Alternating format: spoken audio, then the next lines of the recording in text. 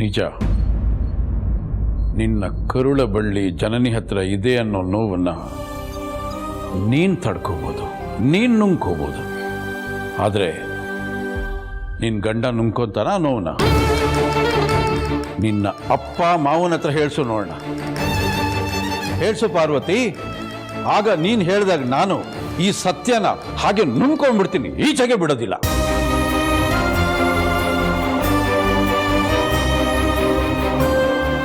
ಮಾವ, ನೀವು ಹೇಳಿದಾಗೆ ನಮ್ಮ ಮಗು ಜನನಿ ಹತ್ರ ಇರೋದ್ರಿಂದ ಅದು ನನಗೆ ಬೇಜಾರಾಗೋ ವಿಷಯನೇ. ಆದರೆ ಪಾರ್ವತಿ ಆಗಕ್ಕೆ ಬೆಲೆ ಕೊಟ್ಟು ಜನನಿ ಖುಷಿಯಾಗಿರಲಿ ಅಂತ ನಾನು ಸುಮ್ಮನಿದ್ದೀನಿ. ಹಾಗಂತ ಪಾರುಗೆ ಇಷ್ಟ ಇಲ್ಲದೆ ಬಲವಂತವಾಗಿ ಮಗುನ ಪಡ್ಕೊಳ್ಳೋದಕ್ಕೆ ನನಗೂ ಇಷ್ಟ ಇಲ್ಲ ಮಾವ. ಈ ವಿಷಯದಲ್ಲಿ ಪಾರು ನಿರ್ಧಾರ ಏನಾಗಿರುತ್ತೋ ನಂದು ಅದೇ ನಿರ್ಧಾರ.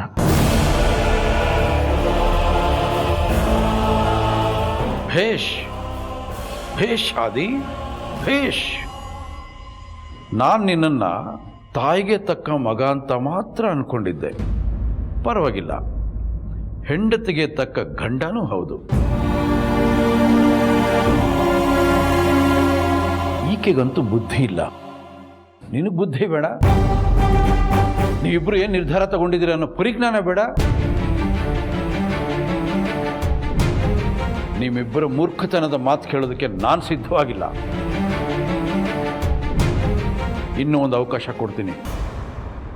ನೀವಾಗೆ ಸತ್ಯ ಹೇಳ್ತೀರಾ ಅಥವಾ ನಾನು ಹೇಳ?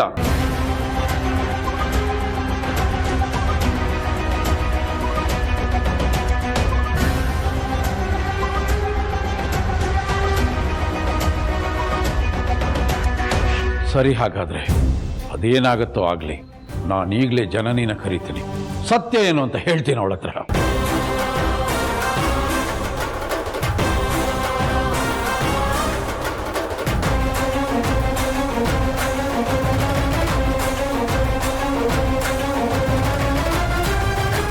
ಅಪ್ಪೋರೆ,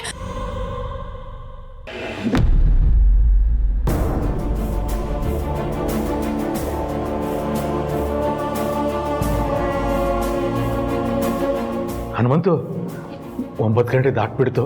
ಇಷ್ಟೊತ್ತಿಗೆ ಪಾರ್ವತಿ ಮಗು ತನ್ನದೇನೋ ಸತ್ಯ ಒಪ್ಕೊಂಡಿರ್ತಾಳಲ್ವಾ? ಇಲ್ಲ ಅಪ್ಪವ್ರೆ, ನನ್ನ ಮಕ್ಕಳು ಅದ್ರ ಬಗ್ಗೆ ಏನೂ ಮಾತಾಡಿರಲ್ಲ ಅನಿಸುತ್ತೆ. ಹಾಗಂತೀಯ? ವೀರಯ್ಯ ಹೇಳಿದ್ಮೇಲೂ ಪಾರ್ವತಿ ಸತ್ಯ ಒಪ್ಕೊಳ್ಳಲ್ಲ ಅಂತೀಯ? ಹೌದು ಅಪ್ಪವ್ರೆ, ನನಗೇನೋ ಬುದ್ಧಿಯವರೇ ಸತ್ಯ ಹೇಳ್ತೇವೆ ಅಂತ ಅನಿಸುತ್ತೆ. ಅಯ್ಯೋ, ಯಾರಾದ್ರೊಬ್ರು ಹೇಳಲಿ. ಒಟ್ಟಿನಲ್ಲಿ ಮಗು ಪಾರುದು ಅನ್ನೋ ಸತ್ಯ ಗೊತ್ತಾದರೆ ಸಾಕು. ನಾನು ಒಂದ್ಸಲ ಆದಿತ್ಯನಿಗೋ ಅಥವಾ ವೀರನಿಗೆ ಫೋನ್ ಮಾಡ್ತೀನಿ.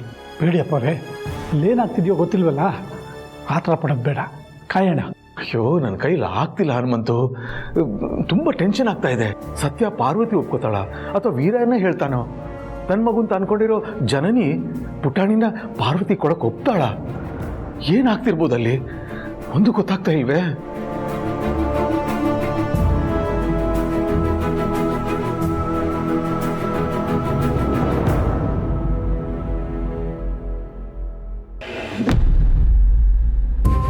ಎಷ್ಟೋ ದಿನದಿಂದ ಈ ವಿಷಯದ ಬಗ್ಗೆ ನಿನ್ನ ಹತ್ರ ಮಾತಾಡಬೇಕು ಅಂತ ಅಂದ್ಕೊಂಡಿದ್ದೆ. ಆದರೆ ಸಮಯ ಸಂದರ್ಭ ಸರಿಯಾಗಿ ಸಿಕ್ಕಿರಲಿಲ್ಲ. ಅದಕ್ಕೆ ಇವತ್ತು ಮಾತಾಡಲೇಬೇಕು ಅಂತ ಕೂತಿದ್ದೀನಿ.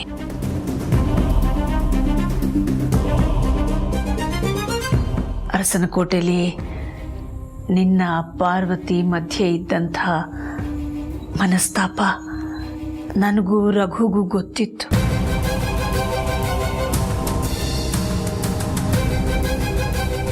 ನೀನು ಆಗಾಗ ಪಾರ್ವತಿನ ಅವಾಯ್ಡ್ ಮಾಡ್ತಾ ಇದ್ದಿದ್ದನ್ನು ನಾನು ಗಮನಿಸಿದ್ದೆ. ಆದರೆ ಕಾರಣ ಏನು ಅಂತ ಗೊತ್ತಾಗಿರಲಿಲ್ಲ. ತಿಳ್ಕೋಬೇಕು ಅಂತ ಪ್ರಯತ್ನ ಪಟ್ಟಾಗಲೆಲ್ಲ ನೀನು ಪಾರ್ವತಿ ಇಬ್ಬರು ಏನೂ ಆಗೇ ಇಲ್ಲ ಅನ್ನೋ ಥರ ಸಹಜವಾಗೇ ವರ್ತಿಸ್ತಿದ್ರಿ. ಇನ್ನೂ ತೀರಾ ಕೆದಕಿ ಕೇಳಿ ಬುದ್ಧಿವಾದ ಹೇಳಕ್ಕೆ ಹೋದರೆ ಚಿಕ್ಕ ಮಕ್ಕಳ ಜಗಳ ಬಿಡಿಸ್ದಾಗತ್ತೆ ಅಂತ ನಾನು ರಘು ಇಬ್ಬರು ಏನು ಕೇಳಕ್ಕೆ ಹೋಗಲಿಲ್ಲ. ಇವತ್ತಲ್ಲ ನಾಳೆ ನೀವಿಬ್ಬರೇ ಸರಿ ಹೋಗ್ತೀರಿ ಅನ್ನೋ ನಂಬಿಕೆಯಲ್ಲಿ ನಾವು ಕಾಯ್ತಾನೇ ಇದ್ವಿ.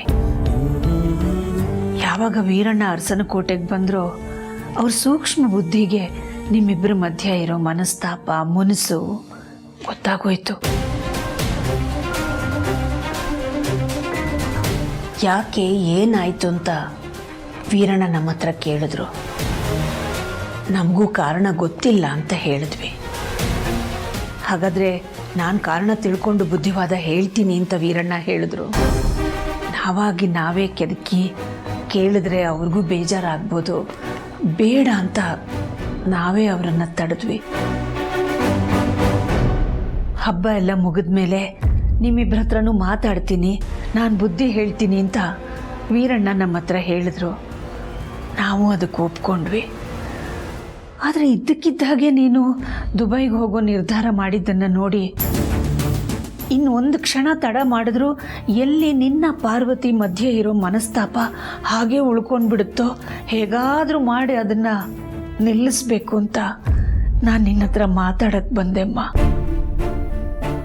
ಜನನಿ, ನಿನ್ನ ಪಾರ್ವತಿ ಮಧ್ಯೆ ಏನೇ ಭಿನ್ನಾಭಿಪ್ರಾಯ ಇದ್ದರೂ, ಏನೇ ಕಹಿ ಘಟನೆ ಇದ್ದರೂ ಅದು ಯಾವುದನ್ನು ಮನಸ್ಸಲ್ಲಿಟ್ಕೊಳ್ದೆ, ಅದು ಯಾವುದನ್ನು ನೆನಪಿನಲ್ಲಿಟ್ಕೊಳ್ದೆ ನೀವಿಬ್ಬರು ಮೊದಲಿನ ಥರನೇ ಅನ್ಯೋನ್ಯವಾಗಿರಬೇಕು, ಅಕ್ಕ ತಂಗಿರ ಥರ ಪ್ರೀತಿಯಿಂದ ಇರಬೇಕು ಅನ್ನೋದೇ ನನ್ನ ಆಸೆ ನಮ್ಮ. ಹಾಂ, ಪಾರ್ವತಿ ಒಂದೊಂದ್ಸಲ ಮಗುವಿನ ಮೇಲಿನ ಅತಿಯಾದ ಕಾಳಜಿಯಿಂದ ನಿನ್ನ ಹತ್ರ ಒರಟಾಗಿ ನಡ್ಕೊಂಡಿರ್ಬೋದು. ಆದರೆ ಅವಳದ್ದು ಅತಿಯಾದ ಪ್ರೀತಿನೇ ಹೊರತು ಬೇರೆ ಯಾವ ಉದ್ದೇಶನೂ ಅವಳಿಗಿಲ್ಲಮ್ಮ. ಉದ್ದೇಶ ಏನೇ ಆಗಿರ್ಬೋದು ಅತ್ತೆ, ಆದರೆ ಊರ ಜನದ ಮುಂದೆ ಪಾರ್ವತಿ ಅಕ್ಕ ನನ್ನ ಮೇಲೆ ಕೈ ಮಾಡೋದಕ್ಕೆ ಬಂದ್ರಲ್ಲ, ಅದನ್ನ ನಾನು ಒಪ್ಪಲ್ಲ. ಅದನ್ನ ಸರಿ ಅಂತಾನು ನಾನು ಹೇಳಲ್ಲ. ಯಾಕಂದ್ರೆ ಪಾರ್ವತಿ ಅಕ್ಕಂಗೆ ನನ್ನ ಮಗಳ ಮೇಲೆ ಎಷ್ಟು ಪ್ರೀತಿ ಕಾಳಜಿ ಇದೆಯೋ ಅದಕ್ಕಿಂತ 10 ಪಟ್ಟು ಹೆಚ್ಚಿನ ಪ್ರೀತಿ ಕಾಳಜಿ ನನಗೆ ನನ್ನ ಮಗಳ ಮೇಲೆ ಇದೆ. ನಾನತ್ತೆ ಅವಳನ್ನ ಹೆತ್ತೋಳು.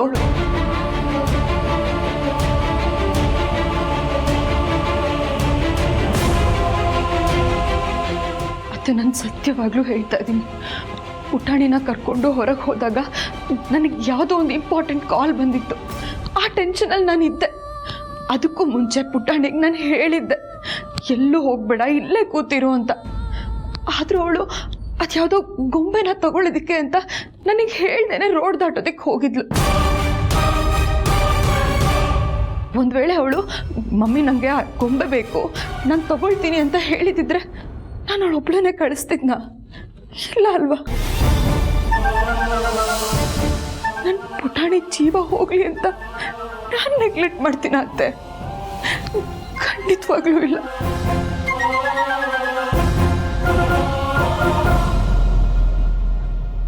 ಒಂದು ವೇಳೆ ನನ್ನ ಮಗಳ ಜೀವ ಹೋಗುತ್ತೆ ಅನ್ನೋ ಥರ ಇದ್ರೆ ನನ್ನ ಜೀವ ಕೊಟ್ಟು ಅವಳ ಪ್ರಾಣನ ಉಳಿಸ್ಕೋತೀನತ್ತೆ ನಾನು. ಹಾಗೆಲ್ಲ ಅವಳ ಜೀವಕ್ಕೆ ಏನೂ ಆಗೋದಕ್ಕೆ ಬಿಡಲ್ಲ.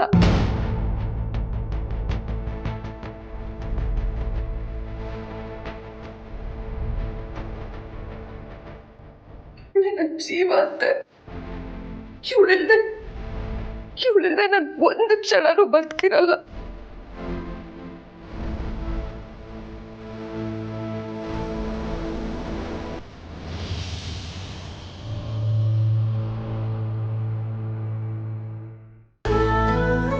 ನನಗೆ ಗೊತ್ತು, ಮನೇಲೆಲ್ಲರೂ ಈ ಜನನೇನು ಬೆಳಗ್ಗೆ ಎದ್ದು ಆಫೀಸಿಗೆ ಹೋಗ್ತಾಳೆ, ಸಂಜೆ ಮನೆಗೆ ಬರ್ತಾಳೆ, ಮನೆಗೆ ಬಂದ್ರೂ ಮಗು ಬಗ್ಗೆ ಗಮನನೇ ಕೊಡಲ್ಲ ಅಂತ ಅನ್ಕೊಳ್ತಿರ್ತಾರೆ.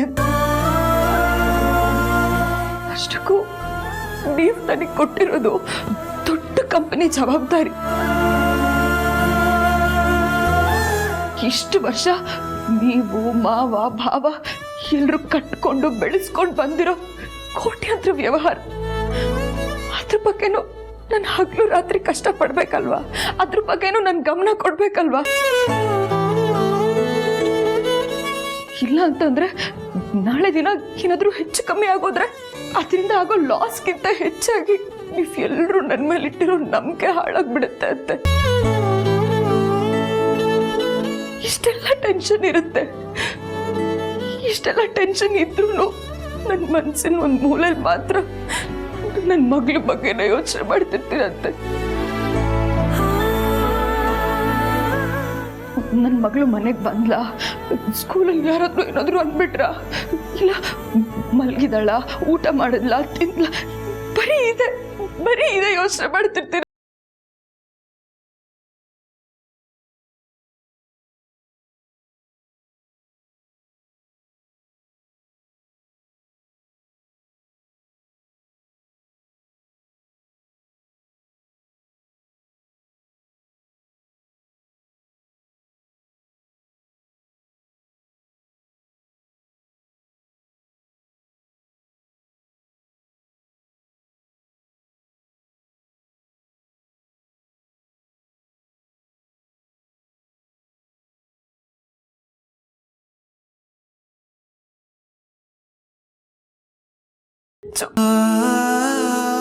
ಪ್ರೀತು ಜೊತೆ ನಾನು ಒಂದಿನ ಮಾತಾಡದೇ ಇದ್ರು ಹೇಗೋ ಇದ್ಬಿಡ್ತಿರತ್ತೆ.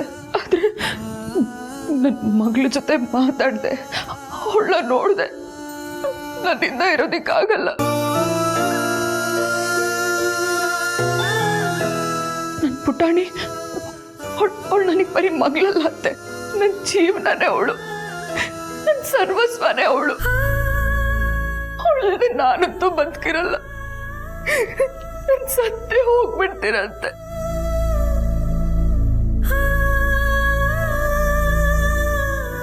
ಆದ್ರೂ ಪಾರ್ವತಿ ಅಕ್ಕ ಪಾಪ ಅಂತ ಹುಟ್ಟಾನೆ ಅವ್ರ ಮಗುನ ದೇವ್ರು ಕಿತ್ಕೊಂಡ್ಬಿಟ್ಟ.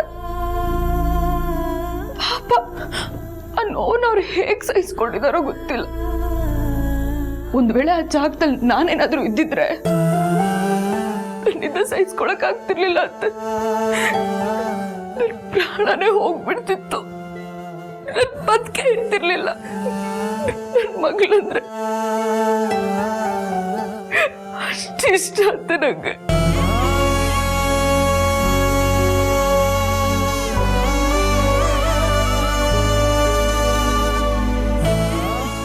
ನನ್ನ ಮಗಳ ವಿಷಯದಲ್ಲಿ ನೀವೆಲ್ಲರೂ ನನ್ನನ್ನು ಸ್ವಾರ್ಥಿ ಅನ್ಕೊಂಡ್ರು ಪರವಾಗಿಲ್ಲ.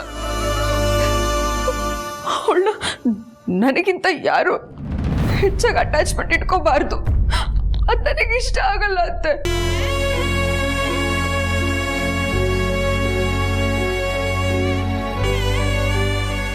ನನ್ನ ಮಗಳ ಜೊತೆ ಇಂಥ ಅಟ್ಯಾಚ್ಮೆಂಟ್ ನನಗೆ ಮಾತ್ರ ಇರಬೇಕು.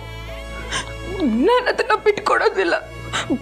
ಬಿಟ್ಕೊಡಿ ಅಂತ ನೀವು ಯಾರು ನನ್ನನ್ನ ಕೇಳೋ ಹಾಗಿಲ್ಲ ಅಂತ, ಕೇಳೋ ಹಾಗಿಲ್ಲ.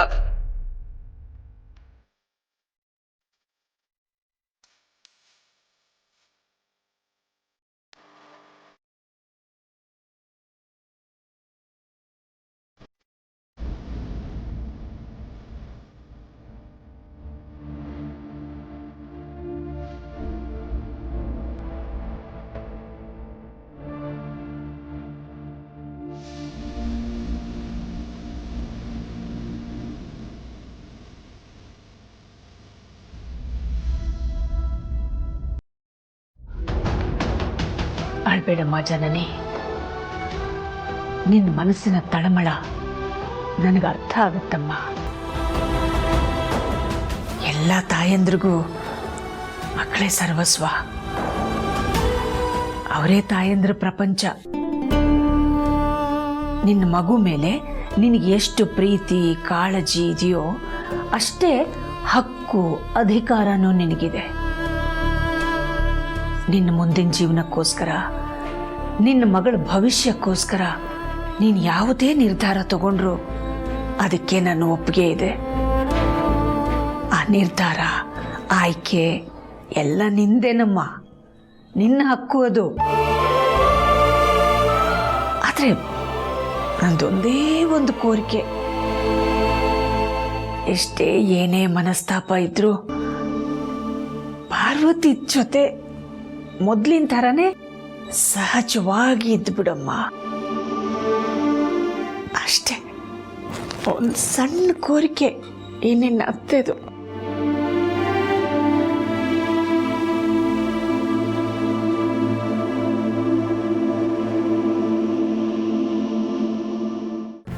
ಜನನಿ ಮಗುನ ಎಷ್ಟು ಪ್ರೀತಿ ಮಾಡ್ತಾಳೆ, ಎಷ್ಟು ಹಚ್ಕೊಂಡಿದ್ದಾಳೆ ಅನ್ನೋದನ್ನ ನೀವೇ ಕೇಳಿಸ್ಕೊಂಡ್ರಲ್ವಾ ಅಪ್ಪವ್ರೆ, ಇದೇ ಕಾರಣಕ್ಕೆ ನಮ್ಮಲ್ಲಿರೋ ಸತ್ಯ ಅವಳಿಗೆ ಗೊತ್ತಾಗಬಾರ್ದು ಅಂತ ನಾವೆಲ್ಲರೂ ಸುಮ್ಮನೆ ಇರೋದು. ಜನನಿ ಬಸ್ರಿಯಾಗಿದ್ದಾಗ ಇನ್ನು ಹುಟ್ಟದೇ ಇರೋ ಮಗು ಬಗ್ಗೆ ಅವಳಿಗಿದ್ದ ಕನಸು, ಪ್ರೀತಿ ಇದೆಲ್ಲದನ್ನು ನೋಡಿನೇ ನಾನು ನನ್ನ ಮಗುನ ಅವಳ ಮಡ್ಲಿಗೆ ಹಾಕಿದ್ದು. ಆಮೇಲೆ ಕೆಲವರಿಗೆ ಮಗು ನಂದು ಅನ್ನೋ ಸತ್ಯ ಗೊತ್ತಾದಾಗ ನಾವು ಜನನಿಗೆ ಸತ್ಯ ಹೇಳ್ತೀನಿ ಅಂತಂದ್ರು. ಆಗ ಅವರೆಲ್ಲರನ್ನೂ ತಡೀತಾ ಬಂದೆ, ಜನನಿಗೆ ನೋವಾಗಬಾರ್ದು ಅಂತ. ಈಗ ನೀವು ನೋಡಿದ್ರೆ ನಾನು ಸತ್ಯ ಹೇಳ್ತೀನಿ ಅಂದ್ರಿ. ಜನನಿ ಮಾತಾಡಿದ್ದನ್ನೆಲ್ಲ ನೀವೇ ಕೇಳಿಸ್ಕೊಂಡ್ರಿ ಅಲ್ವಾ? ಈಗ ಏನ್ ಮಾಡ್ತೀರಾ ಅಪ್ಪವ್ರೆ?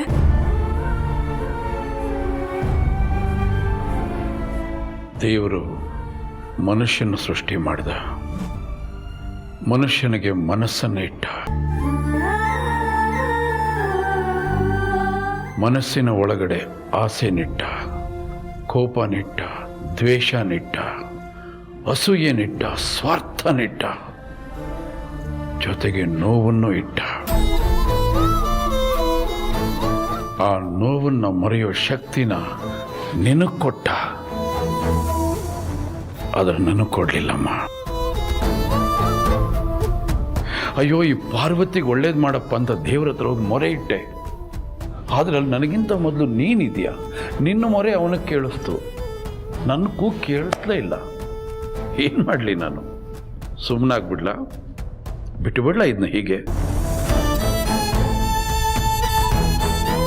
ನಿನಗೆ ಗೊತ್ತಲ್ಲ ಪಾರ್ವತಿ, ಈ ರಣಕಲ್ಲು ವೀರಯ್ಯ ದೇವ ಯಾವುದೇ ಕಾರಣಕ್ಕೂ ಮುಂದಿಟ್ಟ ಹೆಜ್ಜೆ ಹಿಂದಿಡೋದಿಲ್ಲ. ಇದೊಂದು ವಿಷಯದಲ್ಲಿ ನನ್ನ ಕ್ಷಮಿಸ್ಬಿಡು ಮಗಳೇ. ಅಯ್ಯೋ ಅಪ್ಪವ್ರೆ, ನೀವು ನನ್ನ ಪಾಲಿನ ದೇವ್ರು. ಜನನಿ ಬೇರೆ ಅಲ್ಲ, ನಾನು ಬೇರೆ ಅಲ್ಲ ಅಂತ ಅನ್ಕೊಂಡಿರೋರು ನೀವು.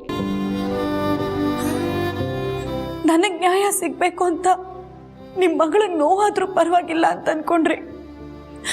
ಅದೇ ನಿಮ್ಮ ಜಾಗದಲ್ಲಿ ಬೇರೆ ಯಾರಾದರೂ ಇದ್ದಿದ್ರೆ ಖಂಡಿತ ಸ್ವಾರ್ಥಿಯಾಗಿರ್ತಿದ್ರು.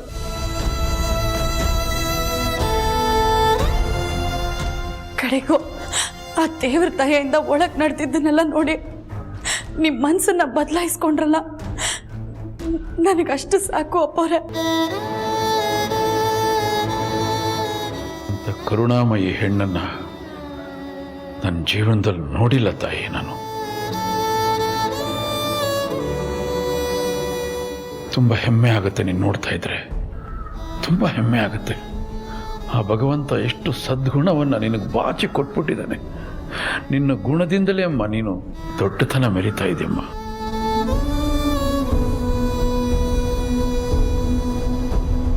ನಿಮ್ಮ ಮಗಳ ಸ್ಥಾನದಲ್ಲಿ ನಿಂತು ಕೇಳ್ಕೊತಾ ಇದ್ದೀನಿ. ನಂದೊಂದು ಚಿಕ್ಕ ಕೋರಿಕೆ ಇದೆ, ಅದನ್ನ ಈಡೇರಿಸ್ತೀರಾ? ಎಂಥ ಮಾತು ಕೇಳ್ತೀಯ ಮಗಳೇ? ಯಾರ್ಯಾರು ಏನೇನೋ ಕೇಳಿದ್ರು ಕೊಡುವಂಥ ವ್ಯಕ್ತಿ ನಾನು. ನೀನು ಕೇಳಿದ್ರೆ ನಾನು ಇಲ್ಲ ಅಂತೀನ? ಏನು ಬೇಕು ಹೇಳಮ್ಮ, ಹೇಳಮ್ಮ, ಏನು ಬೇಕು ನಿನಗೆ? ನನ್ನ ಮಕ್ಕಳು ನನ್ನ ಕಣ್ಣು ಮುಂದೆನೇ ಇರೋ ಥರ ಮಾಡ್ತೀರಾ?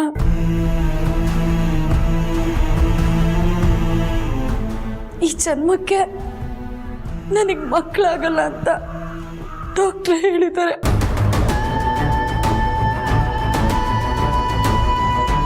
ನನಗೆ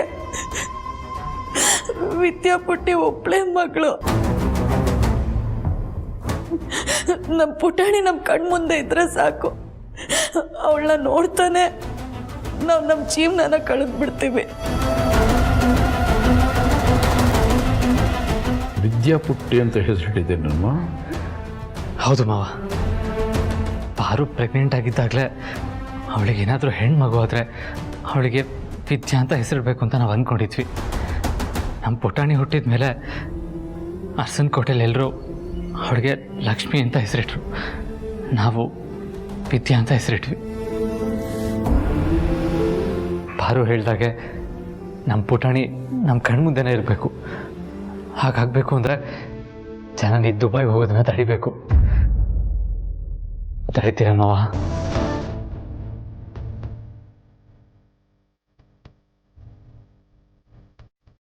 ಜನನಿ,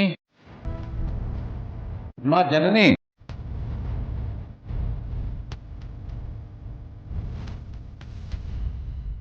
ಹೇಳಿಯಪ್ಪ. ಮಗಳೇ, ನೀನು ವಿದೇಶಕ್ಕೆ ಹೋಗ್ಬೇಡಮ್ಮ.